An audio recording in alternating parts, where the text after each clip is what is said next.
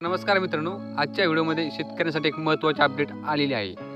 18,540 शेतकऱ्यांचे पीक विम्याचे अर्ज अपात्र ठरले आहेत।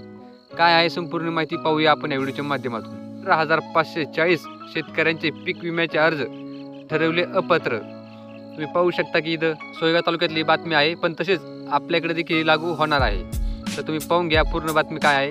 खरीपाच्या पीक विम्यासाठी सामूहिक क्षेत्रातील पीक विमा काढलेल्या 18,540 शेतकऱ्यांनी कुटुंबातील इतर सदस्यांचे संमतीपत्र न जोडल्यामुळे कपाशी, मका, सोयाबीनसह इतर पिकांचे पीक विम्याचे प्रस्ताव पीक विमा कंपनीने अपात्र ठरवले आहेत। अपात्र ठरवलेल्या शेतकऱ्यांच्या गावनिहाय याद्या CSC केंद्राकडे पाठवल्या आहेत। या निर्णयामुळे शेतकऱ्यांचा संताप व्यक्त केला जात आहे।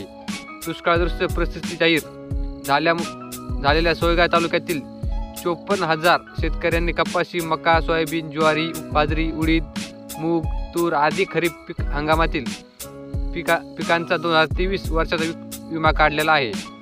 खरीपाचा पीक विमा मंजूर होण्याचा कालावधी असताना पीक विमा कंपनीने ऐनवेळी सामूहिक क्षेत्रातील पीक विमा काढलेल्या शेतकऱ्यांनी संमती न दिलेले प्रस्ताव रद्द केले आहेत।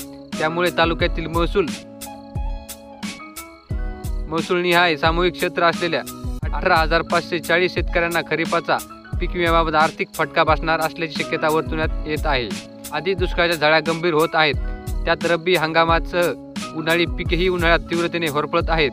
अशा परिस्थितीत पीक विमा कंपनी नवाच फंडा वापरून सामूहिक क्षेत्राच्या संमतीचे कारण पुढे करत तालुक्यातील प्रमुख पीक विम्याचे प्रस्ताव नामंजूर केले आहेत। निवडणुकीच्या कालावधीत पीक विमा कंपनीने पीक विम्यासाठी शेतकऱ्यांना अपात्र ठरवल्याचा गोंधळ घातला आहे।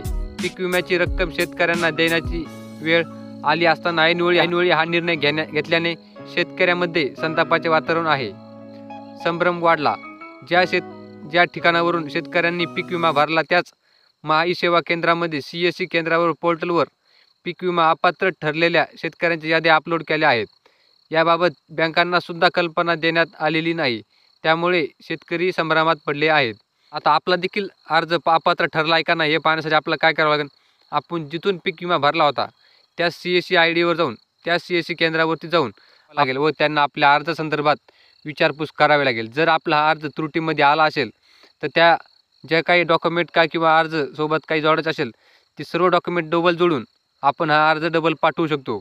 जर आपला अप्रूव्हल झाला तरच आपल्याला हा विमा येणार आहे, पण सर्वात आधी आपल्याला ही यादी चेक करावी लागणार आहे, ते देखील आपल्या त्या CSC केंद्रावरती जाऊन। सर्व शेतकऱ्यांनी याची नोंद घ्यावी की आपला अर्ज हा पेंडिंग पडला आहे का, आपला अर्ज त्रुटीत आला आहे का, या सर्वाची माहिती आपण लवकरात लवकर CSC केंद्रावर जाऊन घेऊन त्याचे निराकरण करून तरच आपला हा अर्ज मंजूर होईल व आपल्याला पीक विम्याचे पैसे आपल्या खात्यावर येतील। तर अशीच माहितीपूर्ण व्हिडिओ पाहण्यासाठी आपल्या चॅनल सबस्क्राईब करून ठेवा। आपल्या चॅनलवर असे शेती संदर्भात योजनेसंदर्भात नवीन अपडेट डेली मराठीमधून अपलोड केले जातात। तर चला भेटूया